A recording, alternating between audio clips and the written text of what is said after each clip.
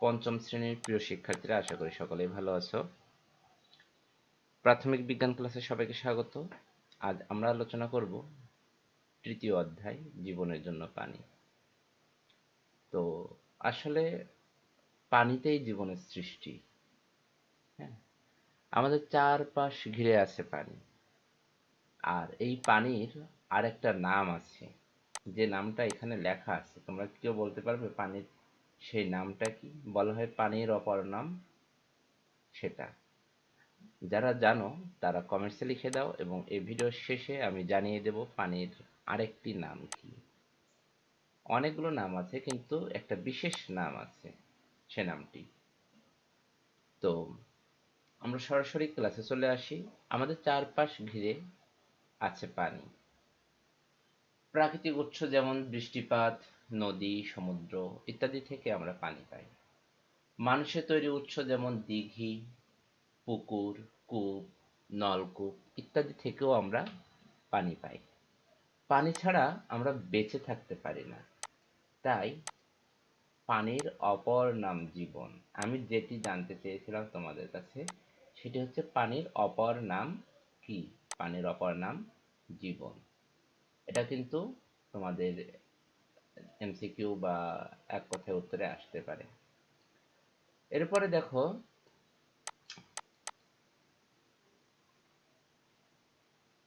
এখানে একটি ছক দেওয়া আছে। আমরা সবাই পানি ব্যবহার করি, উদ্ভিদেরও পানির প্রয়োজন, প্রাণীরও পানির প্রয়োজন। তো তোমরা এই ছকটি অবশ্যই পূরণ করবে। এইখানে তোমরা লিখবে উদ্ভিদ কোন কাজে পানি ব্যবহার করে, আর এইখানে লিখবে প্রাণী কোন কাজে পানি ব্যবহার করে। ঠিক আছে? এরপর দেখো,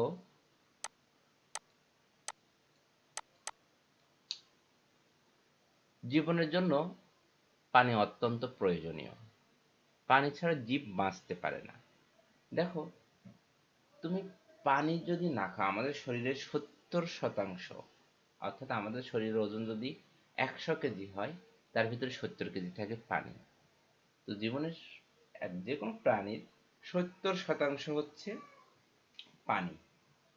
এই পানি যদি আমরা পর্যাপ্ত পান না করি বা পানি যদি না পাই, তাহলে কিন্তু আমরা বাঁচতে পারবো না। সেটা উদ্ভিদ বলো আর প্রাণী বলো, অর্থাৎ জীব। জীব তো দুই প্রকার, উদ্ভিদ প্রাণী। তো জীব বাঁচতে পারে না। এরপরে দেখো, উদ্ভিদের বেঁচে থাকার জন্য পানি প্রয়োজন। উদ্ভিদের দেহের প্রায় 90% পানি। ও মাই গড, 90%, সরি। উদ্ভিদ খাদ্য তৈরিতেও পানি ব্যবহার করে। উদ্ভিদ মূলের মাধ্যমে মাটি থেকে পানির সাহায্যে প্রয়োজনীয় পুষ্টি উপাদান শোষণ করে। তাহলে উদ্ভিদ কিভাবে পানি শোষণ করে? উদ্ভিদ মূলের সাহায্যে মাটি থেকে পানির সাহায্যে প্রয়োজনীয় পুষ্টি উপাদান শোষণ করে।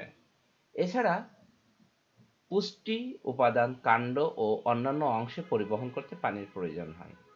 প্রচণ্ড গরমে পানি উদ্ভিদকে সতেজ রাখতে সাহায্য করে। তাহলে আমাদের এইখানে কি বলছে দেখো, ধরো উদ্ভিদের তো বেঁচে থাকার জন্য পুষ্টি প্রয়োজনীয়।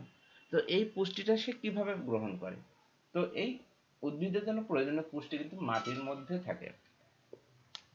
তো এই মাটিতে তো এই মাটিতে দেখো, যে পুষ্টি উপাদানগুলো থাকে, এই পুষ্টি উপাদানগুলো উদ্ভিদ কিভাবে গ্রহণ করে?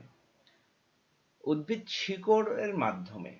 উদ্ভিদের যে শিকড় আছে, সেই শিকড়গুলো মাটির মধ্যে থাকে।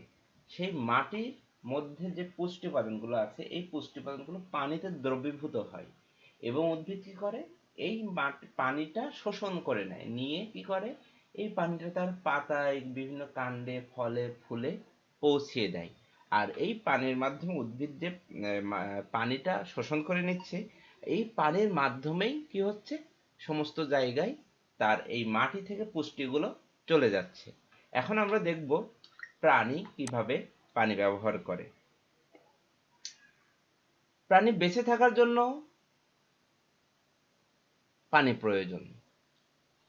দেখো, মানব দেহের, আমি ওই যে 70% বলছিলাম, এটা প্রাণীর কথাই বলছি, বা মানব দেহের কথাই বলছি। আসলে মানব দেহের 60 থেকে 70% পানি। পানি ছাড়া কোনো প্রাণী বাঁচতে পারে না। আমরা যখন খাদ্য গ্রহণ করি, তখন কিন্তু সেই খাদ্য পরিপাকে সাহায্য করে পানি। এরপর পুষ্টি উপাদান শোষণও দেহের প্রত্যেকটি অঙ্গে পরিবহনের জন্য পানির প্রয়োজন। পানি আমাদের দেহের স্বাভাবিক তাপমাত্রা বজায় রাখতে সাহায্য করে। দেখো কি বলছে, যে আমরা যখন খাদ্য গ্রহণ করি, এই খাদ্যটা পরিপাক বলতে কি বোঝায়? পরিপাক মানে হচ্ছে হজমের জন্য, অর্থাৎ এই খাদ্যটা আমাদের দেহে পুষ্টি উপাদানের জন্য বা হজমের জন্য, পরিপাকের জন্য, অর্থাৎ আমাদের খাদ্যটা তো চলে যেতে হবে, এটার জন্য পানি প্রয়োজন। এবং পুষ্টি উপাদান শোষণ এবং দেহের প্রত্যেকটি অঙ্গে পরিবহনের জন্য পানির প্রয়োজন। উদ্ভিদের যেমন পানির মাধ্যমে পুষ্টি উপাদান বিভিন্ন জায়গায় যায়, তো এই প্রাণীরও তার খাদ্য থেকে পুষ্টি উপাদানগুলো পানির মাধ্যমে শরীরের বিভিন্ন অঙ্গে যায়, এবং এই আমাদের দেহের পানির স্বাভাবিক তাপমাত্রা বজায় রাখতে সাহায্য করে। আমাদের দেহে যে স্বাভাবিক তাপমাত্রা আছে, সেই তাপমাত্রাটা বজায় রাখতে সাহায্য করে পানি। এখানে দেখো, এই দেখো, দেহের বিভিন্ন অংশে পুষ্টি উপাদান পরিবহনে সাহায্য করে, দেহের পুষ্টি উপাদান শোষণে সাহায্য করে, খাদ্য পরিপাকে সাহায্য করে, দেহের তাপমাত্রাকে স্বাভাবিক রাখতে সাহায্য করে। তাহলে যদি বলা হয় পানি আমাদের দেহে কি কি উপকার করে, তোমরা কিন্তু এই চারটা অবশ্যই লিখবে। এরপরে দেখো পানির চক্র। আমরা কি কখনো সকালে ঘাসের উপর বিন্দু বিন্দু পানি জমে থাকতে দেখেছি? এই পানির বিন্দুগুলো কোথা থেকে আসে? তোমরা কি জানো এই পানির বিন্দুগুলো কোথা থেকে আসে? আসলে দেখো, আহ, আমাদের চারপাশে কিন্তু আসলে পানি উঠছে, জলীয় বাষ্প উঠছে। আমরা জেনেছি যে হচ্ছে পানি কিন্তু তাপে বা বিভিন্ন বাতাসে বিভিন্ন কারণে বাষ্পীভূত হয়, এবং এই বাষ্পীভূত বাষ্প হতে হতে যখন ঘন হয়ে যায়, ছোট্ট অনেক বিন্দু বিন্দু যা চোখে আমরা দেখতে পাই না, এসির মধ্যে থেকে বের হয় না ওরকম, কিন্তু এটা হালকা হালকা বের হয়, তো অনেক বাতাসের মধ্যে, এজন্য আমরা দেখতে পাই না।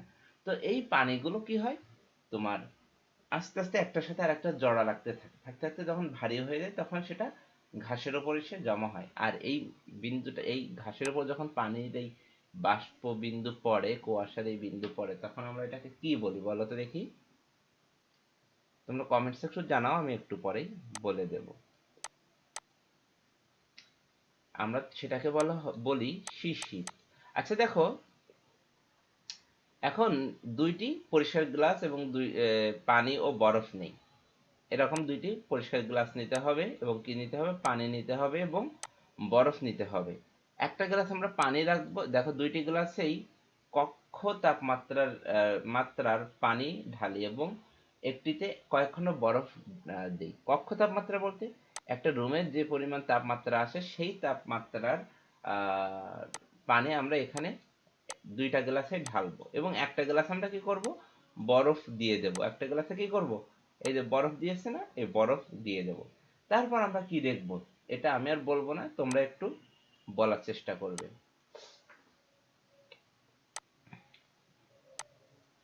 দেখো, রাতে ঘাস, এটা কিন্তু একটা প্রশ্ন, বড় প্রশ্ন, প্রশ্নটার নাম বলে দেব। রাতে ঘাস, গাছপালা ইত্যাদির উপর যে বিন্দু বিন্দু পানি জমে তাকে শিশির বলে। বায়ু যখন ঠান্ডা কোনো বস্তুর সংস্পর্শে আসে, তখন বায়ুতে থাকা জলীয় বাষ্প ঠান্ডা হয়ে পানির ফোঁটা হিসেবে জমা হয়। বাতাসে জলীয় বাষ্প ঠান্ডা হয়ে পানিতে পরিণত হয়। বাষ্প থেকে তরলে পরিণত হওয়াকে ঘনীভূত বলে। এটা কিন্তু একটা প্রশ্ন, ঘনীভূত কাকে বলে, বা এটা কিন্তু শূন্যস্থান পূরণে আসতে পারে। তাহলে পানি বাষ্প থেকে তরলে পরিণত হওয়াকে ঘনীভূত বলে। পানিকে যখন তাপ দেওয়া হয় তখন তা জলীয় বাষ্পে পরিণত হয়। তরল, তাহলে পানি কখন জলীয় বাষ্পে পরিণত হয়, পানিকে যখন তাপ দেওয়া হয়। আমি যে প্রশ্নগুলো সংক্ষেপে বলে দিচ্ছি এবং সাথে সাথে উত্তর দিয়ে দিচ্ছি, তোমরা এগুলো দাগিয়ে রাখবে বইয়ে। তরল থেকে বাষ্পে পরিণত হওয়ার প্রক্রিয়া হচ্ছে বাষ্পীভবন। তাহলে বাষ্পীভবন কি? বাষ্পীভবন তোমরা এখান থেকে লিখে দিও, ঠিক আছে? যে পানি যখন পানিকে যখন তাপ দেওয়া হয় তখন তা জলীয় বাষ্পে পরিণত হয়। তরল থেকে বাষ্পে পরিণত হওয়ার প্রক্রিয়া হচ্ছে বাষ্পীভবন। এরপরে দেখো, তাপ তাপ প্রয়োগ ও ঠান্ডা করার মাধ্যমে পানি এক অবস্থা থেকে অন্য অবস্থায় পরিবর্তিত হয়। বরফকে তাপ দিলে তা পানিতে পরিণত হয়, এবং পানিকে তাপ দিলে তা জলীয় বাষ্পে পরিণত হয়। জলীয় বাষ্পকে ঠান্ডা করা হলে তা ঘনীভূত হয়ে পানিতে পরিণত হয়।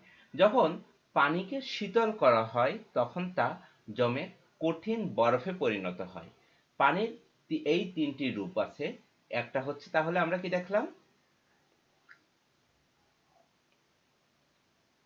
যে একটা হচ্ছে শীতল করলে, একটা হচ্ছে কঠিন বরফ হয়ে যায়, একটা হচ্ছে পানিতে পরিণত হয়, আর একটা হচ্ছে বাষ্প হয়।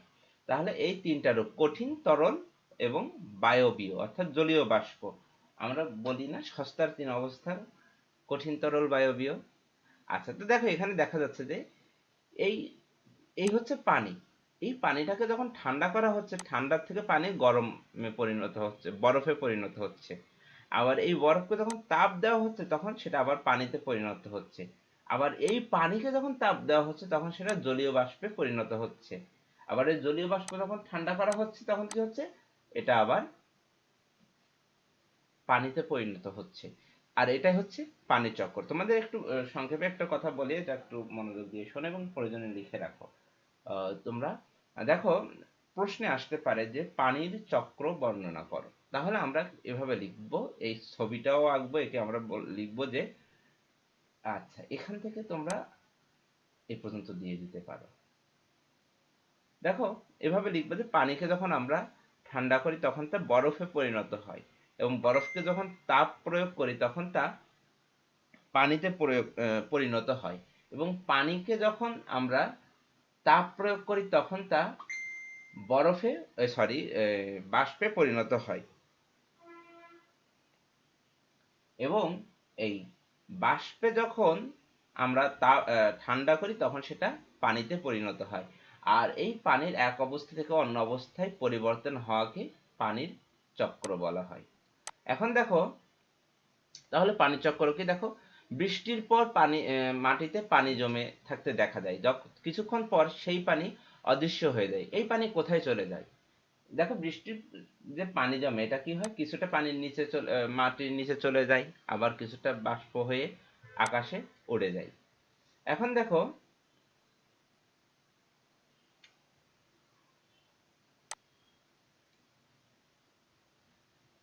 এখানে একটা পরীক্ষা দেওয়া আছে যে একটি পরিষ্কার প্লাস্টিকের ব্যাগ এবং বরফ সহ পানি ভর্তি একটা পাত্র নেই, এবং নিচে ছকের মতো একটি ছক তৈরি করি। এখন দেখো, পরিষ্কার প্লাস্টিকের ব্যাগ বায়ু দ্বারা পূর্ণ করে, অর্থাৎ এই পলিথিনটাকে আমরা বায়ু দ্বারা পূর্ণ করব এবং আমরা মুখ এঁটে দেব, এবং ব্যাগটি কিছুক্ষণের জন্য বরফ সহ বিভিন্ন পানির পাত্রে ডুবিয়ে রাখি এবং কিছুক্ষণ পর তা সরিয়ে ফেলি। তো অর্থাৎ একটা পাত্র নিতে হবে যার ভিতর বরফ আছে, এমন পাত্রে এই বেলুন বা এই তোমার বায়ু ভর্তি ব্যাগটা রেখে দিতে হবে। এরপর কিছুক্ষণ পর আমরা ওঠাবো। ব্যাগের ভিতর কি কোনো পরিবর্তন ঘটতে পারে তা অনুমান করি। ব্যাগের ভিতরে অংশটি পর্যবেক্ষণ করি এবং তা ছবিতে আঁকি, এবং কাজটি আমার সহপাঠী। এটা করলে আমরা কি দেখবো যে এই ব্যাগের ভিতরে যে বায়ুগুলো আমরা দিয়েছি, ওই বায়ুর সাথে কিছু পানি ছিল, জলীয় বাষ্প ছিল, সেগুলো কিন্তু এই ঠান্ডার স্পর্শে এসে আরো পানিতে রূপান্তরিত হয়েছে। এটাই আমরা দেখতে পাবো। এরপরে দেখো, পরীক্ষা থেকে আমরা জেনেছি যে বায়ুতে জলীয় বাষ্প আছে, ভূপৃষ্ঠের 1 ভাগ ভূমি ও 3 ভাগ পানি। এবং এই পানির অনেকটাই সূর্যের তাপে বাষ্পীভূত হয় এবং বায়ুতে মিশে যায়।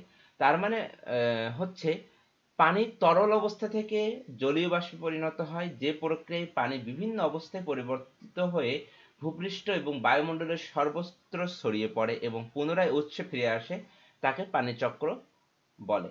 তো তোমরা প্রথমে আহ, ওই প্রথমে যে পরীক্ষাটি ছিল গ্লাসের, ওই পরীক্ষাটি দিয়ে তারপরে এ পর্যন্ত লিখলে কিন্তু তোমাদের প্রশ্নটা আরো মানসম্মত হবে। এখানে 1 নাম্বারও তোমাদের টিচার কমাতে পারবে না। এই চক্রের মাধ্যমে সর্বদাই পানির অবস্থান পরিবর্তন ঘটছে। তাহলে পানির অবস্থার পরিবর্তন ঘটছে কিসের মাধ্যমে? পানির চক্রের মাধ্যমে। সাগর এবং নদীর পানি বাষ্পীভূত হয়ে জলীয় বাষ্পে পরিণত হয়। বাষ্পীভূত পানি উপরে উঠে ঠান্ডা ও ঘনীভূত হয়ে পানির বিন্দুতে পরিণত হয়। ক্ষুদ্র ক্ষুদ্র পানির বিন্দুর একত্রিত হয়ে মেঘ সৃষ্টি হয়, এবং মেঘের পানি কণা বড় হয়ে বৃষ্টিপাত হিসেবে এবং আবার ভূপৃষ্ঠে ফিরে আসে। শীত প্রধান দেশে তুষারও মেঘ থেকেই পড়ে। বৃষ্টির পানি সাধারণত মাটিতে শোষিত হয় অথবা নদীতে গড়িয়ে পড়ে। মাটিতে শোষিত পানি ভূগর্ভস্থ পানি হিসেবে জমা থাকে। নদীতে গড়িয়ে পড়া পানি সমুদ্রে প্রবাহিত হয়ে এবং বাষ্পীভূত হয়ে আবার বায়ুতে ফিরে যায়। দেখো তাহলে আমরা এই যে ছকটা, এই ছকে আমরা কি দেখছি, এই যে পানি, এই পানি কি মেঘ থেকে বৃষ্টি হচ্ছে, বৃষ্টি থেকে কি হচ্ছে মাটিতে শুষে নিচ্ছে, আবার কি হচ্ছে সাগরে পড়তেছে, আবার সাগর থেকে গাছে শুষে নিচ্ছে, আবার এই কিছু পানি কি হচ্ছে তোমার উপরে চলে যাচ্ছে, আবার এখান থেকে মেঘ হয়ে বা তুষার হয়ে ঝরে পড়ছে। এবার দেখো পানি দূষণের কারণ। মানুষের বিভিন্ন কর্মকাণ্ডের কারণে পানি দূষণ হয়। কৃষিকাজে ব্যবহৃত কীটনাশক, কলকারখানার রাসায়নিক দ্রব্য, গৃহস্থালী বর্জ্যের মাধ্যমে দূষিত পানি, এছাড়া নদী ও পুকুরে ছাগল গরু গোসল করানো এবং কাপড় চোপড় ধোয়ার কারণেও পানি দূষিত হয়। পলিথিন ও প্লাস্টিক সামগ্রী পানিতে ফেলার কারণেও পানি দূষিত হয়। পানি দূষণের প্রভাব, প্রভাব বলতে পানি দূষণের ফলাফল। পানি দূষণের ফলে কি হয়? পানি দূষণের ফলে জলজ উদ্ভিদ মারা যায় এবং জলজ খাদ্য শৃঙ্খলে ব্যাঘাত ঘটছে। এই দূষণের প্রভাব মানুষের উপরও পড়ছে। দূষিত পানি পান করে মানুষ টাইফয়েড, ডায়রিয়া এবং কলেরার মতো পানিবাহিত রোগে আক্রান্ত হচ্ছে। এবং পানি দূষণে কিভাবে পানি দূষণ প্রতিরোধ করতে পারি? কৃষিকাজে কীটনাশক এবং রাসায়নিক দ্রব্য ব্যবহার কমিয়ে আমরা পানি দূষণ প্রতিরোধ করতে পারি। এছাড়া রান্নাঘরে টয়লেটে বর্জ্য নিষ্কাশন এবং নালায় এবং তেল না ফেলে দূষণ রোধ করতে পারি। পুকুর, নদীর হ্রদ কিংবা সাগরের ময়লা আবর্জনা না ফেলে পানি দূষণ কমাতে পারি। সমুদ্র সৈকতে পড়ে থাকা ময়লা এবং খাল বিল কিংবা নদীতে ভাসমান ময়লা আবর্জনা করিয়ে আমরা পানি পরিষ্কার করে রাখতে পারি। এখন দেখো তাহলে আমরা এখানে কি দেখলাম, আমাদের এই প্রাকৃতিক পানিতে বিভিন্ন ক্ষতিকর পদার্থ মিশে পানি দূষিত হয়। যদি পানি দূষণের জন্য, দূষণ জীবের জন্য ক্ষতিকর, তাহলে পানি যদি কিভাবে দূষিত হয়, তাহলে এক কথায় যদি উত্তর আসে তাহলে প্রাকৃতিক পানিতে বিভিন্ন ক্ষতিকর পদার্থ মিশে পানি দূষিত হয়, এটা তোমরা লিখে দেবে। আর পানি দূষণের যদি কারণ বলা হয় তাহলে তোমরা এই প্যারাটা সম্পূর্ণ লিখবে। এবং পানি দূষণের ফলাফল, পানি দূষণের ফলে আমাদের কি ক্ষতি হয় এই প্যারাটা, এবং পানি দূষণ আমরা কিভাবে প্রতিরোধ করতে পারি এই প্যারাটা সম্পূর্ণ তোমরা লিখবে।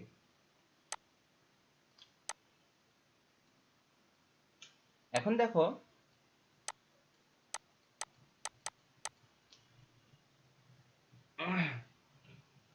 সুস্থ থাকার জন্য শুধু উদ্ভিদ এবং প্রাণী নয়, মানুষেরও নিরাপদ পানি প্রয়োজন। দেখো এখন পানি ছাঁকন কিভাবে করতে হয়, অর্থাৎ পানি কিভাবে আমরা পরিষ্কার করতে পারি তার একটা নমুনা কিন্তু এখানে দেওয়া হয়েছে। এটা তোমরা সবাই বাড়িতে এটা প্র্যাকটিস করবে, করে আমাকে ছবি তুলে পাঠাবে। ছবি তুলে তোমরা ইউটিউবে তো পাঠাতে পারবে না, আমার এই মার্কিন স্টুডিও নামে ফেসবুকে একটা পেজ আছে, তার ইনবক্সে তোমরা পাঠাবে, অথবা আফতাব মার্কিন নামে আমার যে ফেসবুক আইডি আছে সেখানেও ইনবক্সে তোমরা পাঠাবে। এবং তোমরা কে কোন স্কুল থেকে ভিডিওটি দেখছো, কে কোন জায়গা থেকে ভিডিওটি দেখছো কমেন্টসে জানাবে। দেখো কোনো পুকুর বা নদী থেকে সংগ্রহ করা ময়লা পানি, প্লাস্টিকের বোতল, পাতলা কাপড়, বালি এবং ছোট ছোট পাথরের টুকরো এবং পরিষ্কার গ্লাস নেই। অর্থাৎ একটা কোনো নদী থেকে বা পুকুর থেকে আমরা পানি সংগ্রহ করব, যেটাতে ময়লাযুক্ত ঘোলা পানি, এবং একটা প্লাস্টিকের বোতল নেব, পাতলা কাপড় নেব, এবার কি নেব, বালি নেব এবং ছোট ছোট পাথরের টুকরো নেব এবং পরিষ্কার একটা গ্লাস নেব। দেখো নিচে, এরপরে আমরা কি করব, এই বোতলটা এভাবে কাটবো, পিছনের মুখটা কেটে নেব। নেওয়ার পরে এখানে প্রথমে আমরা কি দেব, হচ্ছে কাপড় দেব, এরপরে আমরা বালি দেব, তারপর আমরা কি করব, পাথরের টুকরো দেব, দিয়ে এরপরে পানি হচ্ছে এর উপরে ঢেলে দেবো। এরপরে দেখবা যে আস্তে আস্তে পানিগুলো নিচে পড়বে এবং দেখবা যে এখানে যে ঘোলা পানি ছিল সেটা পরিষ্কার হয়ে যাচ্ছে। অর্থাৎ আমরা ময়লা পানি আমরা কিভাবে নিরাপদ করতে পারি। দেখো মানুষের জন্য ক্ষতিকর নয় এমন পানি হলো নিরাপদ পানি। নিরাপদ পানি কি তাহলে? মানুষের জন্য ক্ষতিকর নয় এমন পানি হচ্ছে কি নিরাপদ পানি। তো দেখো কিছু পানি মানুষের জন্য নিরাপদ, আবার যেমন নলকূপের পানি, আবার কিছু পানি মানুষের জন্য নিরাপদ নয়, যেমন পুকুর ও নদীর পানি। তাই পান করা এবং রান্না করার কাজে ব্যবহার করার পূর্বে নিরাপদ পানি পানি নিরাপদ করা প্রয়োজন। মানুষের ব্যবহারের জন্য পানিকে গ্রহণযোগ্য এবং নিরাপদ করার ব্যবস্থা হলো বিশুদ্ধ পানি বিশুদ্ধকরণ। তাহলে পানি বিশুদ্ধকরণ কি? পানি বিশুদ্ধকরণ হচ্ছে মানুষের মানুষের ব্যবহারের জন্য পানিকে গ্রহণযোগ্য এবং নিরাপদ করার ব্যবস্থাই হলো পানির বিশুদ্ধকরণ। এটা এরপর নিচে পানি নিরাপদ করার কিছু উপায় বর্ণনা করা হলো। একটা হচ্ছে ছাঁকন পদ্ধতিতে। তাহলে এখানে তোমার কিন্তু পরীক্ষা আসতে পারে পানি নিরাপদ করার কিছু উপায় বর্ণনা করো। তখন তোমরা এখান থেকে এই উপায়গুলো লিখবে। ছাঁকন পদ্ধতিতে ছাঁকনি দিয়ে ঢেকে পানি পরিষ্কার করার প্রক্রিয়া হচ্ছে ছাঁকন। তাহলে ছাঁকন কি? ছাঁকনি দিয়ে ছেঁকে পানি পরিষ্কার করার পদ্ধতি হচ্ছে ছাঁকন। আর পাতলা কাপড় বা ছাঁকনি দিয়ে ছেঁকে পানি পরিষ্কার করা যায়, তবে এই প্রক্রিয়ার পানি পরিষ্কার হলেও তা জীবাণুমুক্ত হয় না। এখানে শুধু পানির ময়লাগুলো চলে যাবে, তা জীবাণু যাবে না। তাই নিরাপদ পানির জন্য এই পানিকে ফুটিয়ে জীবাণুমুক্ত করতে হবে। অর্থাৎ প্রথমে আমরা ছেঁকে নেব, নেওয়ার পরে আমরা তখন জীবাণুমুক্ত করবো। এরপর থিতানো, একটি কলের বা পাত্রে পানি বা পুকুরের পানি নিয়ে রেখে দিয়ে কিছুক্ষণ পর দেখা যাবে পাত্রের তলায় তলানি জমেছে। তলানি বলতে কিছু ময়লা জমেছে। উপরের অংশের সাদা পানিগুলো আমরা পরিষ্কার হয়েছে। পানিতে থাকা ময়লা যেমন বালি, কাদা ইত্যাদি সরানোর এই প্রক্রিয়া হচ্ছে থিতানো। তাহলে থিতানো পরীক্ষায় এমন আসতে পারে, থিতানো প্রক্রিয়ার বর্ণনা করো। এরপর ফুটানো। আমরা কিন্তু ছোটবেলায় এরকম দেখতাম, আমাদের নানার বাড়িতে এরকম ছিল, যেরকম কলসি ছিদ্র করে একটাতে পাথর রাখতো, একটাতে বালি রাখতো, একটাতে কাপড় রাখতো, রেখে রেখে উপরের এটাতে পানি দিত এবং টপ টপ টপ টপ করে পানি পড়তো এবং নিচে পরিষ্কার পানি জমতো। এরপর দেখো পানি জীবাণুমুক্ত করার একটি ভালো উপায় হলো পানি ফোটানো। জীবাণুমুক্ত নিরাপদ পানির জন্য 20 মিনিটেরও বেশি সময় ধরে পানি ফোটাতে হবে। এরপর রাসায়নিক প্রক্রিয়া বিশুদ্ধকরণ। দেখো অনেক সময় বন্যা এবং জলোচ্ছ্বাসের কারণে পানি ফোটানো সম্ভব হয় না। এক্ষেত্রে ফিটকিরি, ব্লিচিং পাউডার, পানি বিশুদ্ধকরণ ট্যাবলেট ইত্যাদির পরিমাণ মতো মিশিয়ে আমরা পানি নিরাপদ করতে পারি। তবে মনে রাখতে হবে আর্সেনিক যুক্ত পানি এই সকল প্রক্রিয়ার মাধ্যমে নিরাপদ হয় না। অর্থাৎ যে পানিতে আর্সেনিক আছে সেই পানিগুলো এই প্রক্রিয়ার মাধ্যমে নিরাপদ হয় না। এখন আমরা এই প্রশ্নের উত্তরগুলো দেখব।